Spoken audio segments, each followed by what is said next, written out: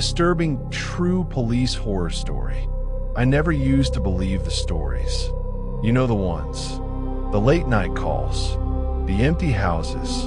The officers who quit without explanation.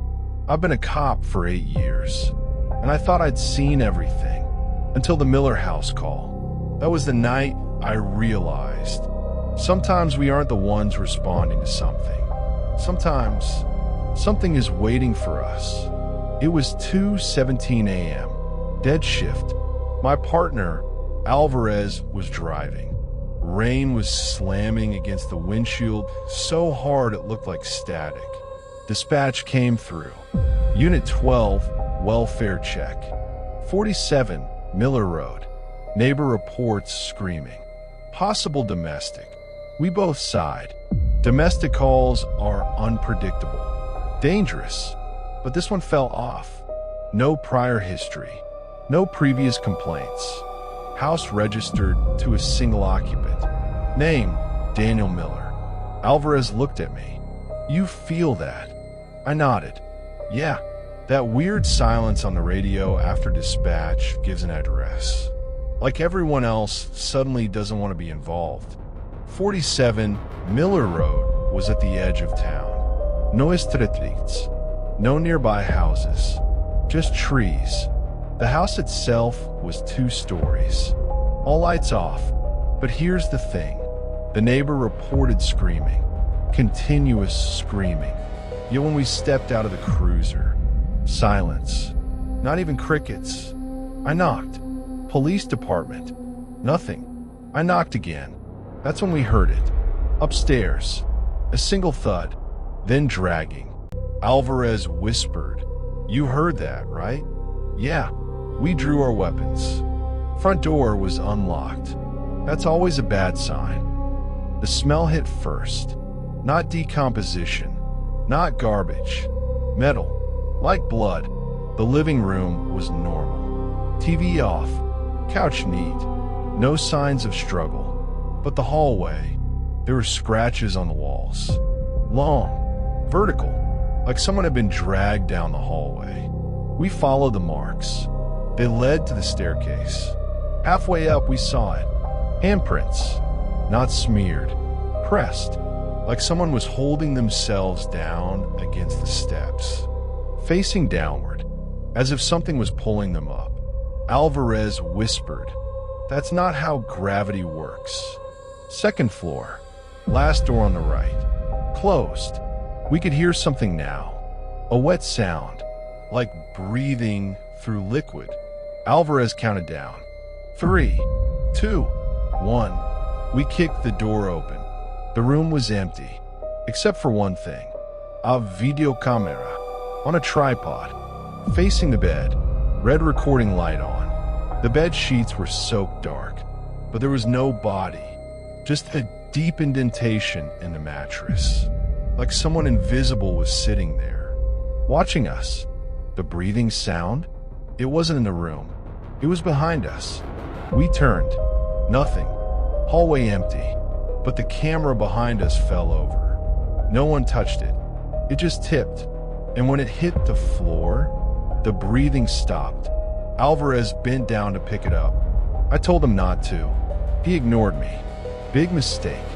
The playback screen was still active. It showed the bedroom, but not the empty one we were standing in. It showed Daniel Miller on the bed, screaming, holding his chest, looking at something above him, something we couldn't see. And then his body lifted, slowly, like an invisible hand was pulling him upward. His spine bent in a way I can't describe without feeling sick. And then he was pulled straight into the ceiling, not through it, into it, like the plaster swallowed him. The video ended. Alvarez dropped the camera. Tell me that's fake. I couldn't, because right above us, we heard footsteps inside the ceiling. We shouldn't have gone up there, but we did, because that's what cops do. We investigate. We don't run.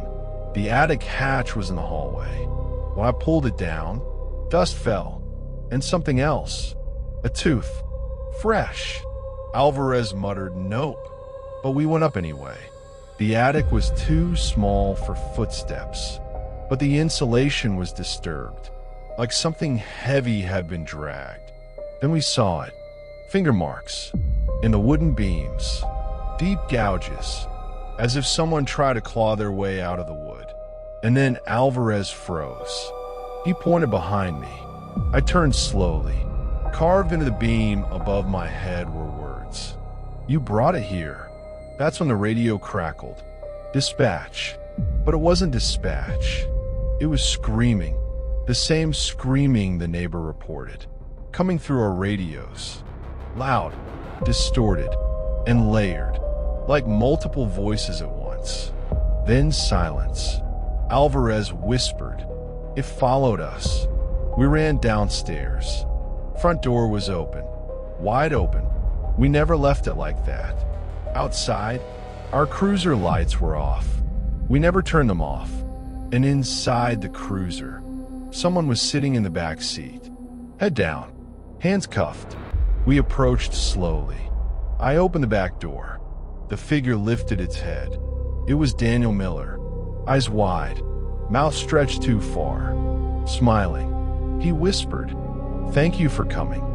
Then his body snapped backward violently and disappeared. Gone.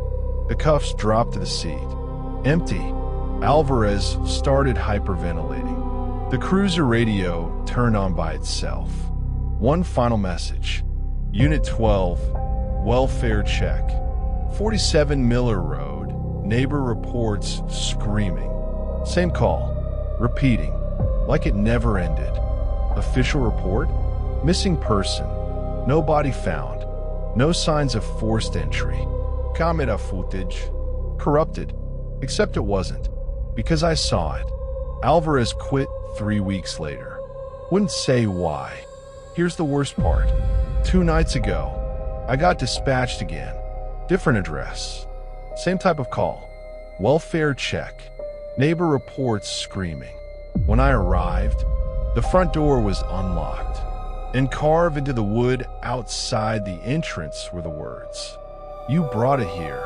I don't respond to night calls anymore.